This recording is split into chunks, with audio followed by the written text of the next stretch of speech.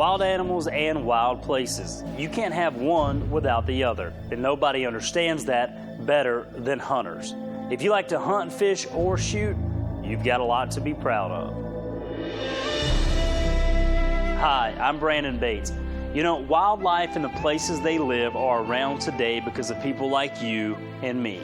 Hunters and anglers were among the first crusaders for conservation, and we remain some of today's most important conservation leaders. As early settlers made their way west, North American wildlife populations diminished due to unregulated taking of game and habitat loss. Our nation's signature species were on the brink of extinction. Bison, elk, bighorn sheep, black bears, even white-tailed deer had all but disappeared across the country.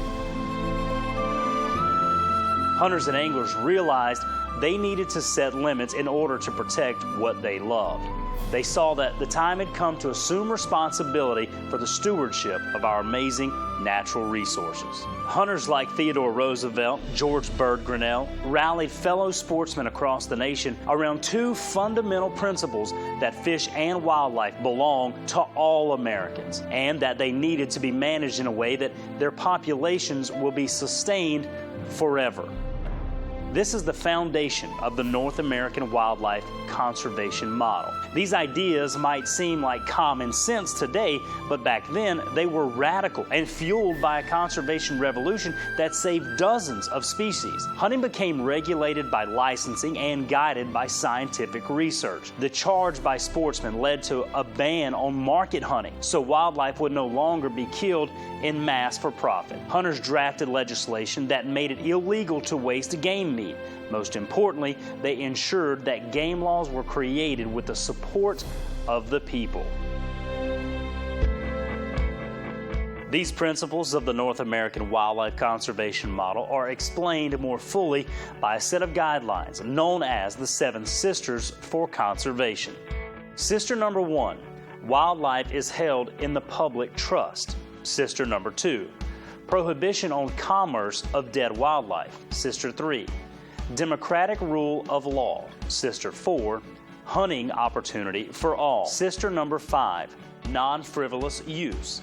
Sister number 6, international resources. Sister number 7, scientific management. Hunters also recognize the need for a significant and sustainable source of funding for wildlife stewardship. In 1937, sportsmen successfully lobbied Congress to pass the Pittman-Robertson Wildlife Restoration Act, which put an excise tax on the sale of all sporting arms and ammunition. This was followed in 1950 by the DINGELL-JOHNSON Act, which placed a similar tax on fishing equipment. Today, every time you buy hunting and fishing gear, you contribute to this fund. It generates upwards of $700 million every year. This money has been used far and wide to conserve America's key wildlife habitat. When you combine funding from the excise tax with the state license and tag sales sportsmen pay each year, it constitutes the majority of funding for wildlife in North America. It's not just funding for huntable wildlife, but for all wildlife, and it's paid for by sportsmen. Hunters and anglers also launched nonprofit groups that have played a vital role in wildlife conservation across North America. The Boone and Crockett Club led the way in 1887, followed by Ducks Unlimited in 1937. Ducks Unlimited has now conserved 12.5 million acres of crucial wetlands for waterfowl.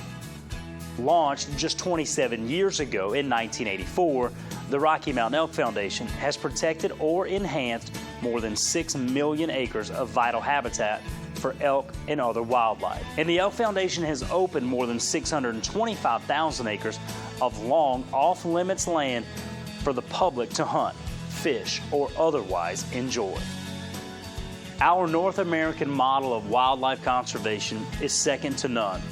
It is the most democratic and sustainable system the world has ever seen. Unfortunately, most folks have never heard of it. Instead, they only hear about animal rights groups, vilifying hunters and anglers, trying to convince the public that hunting and fishing have no part of conservation. The truth is, no one cares more about the future of fish and wildlife than we do. For sure, no one does more about it. Bottom line, the North American wildlife conservation model was founded so that each generation has the opportunity to experience wildlife in wild country.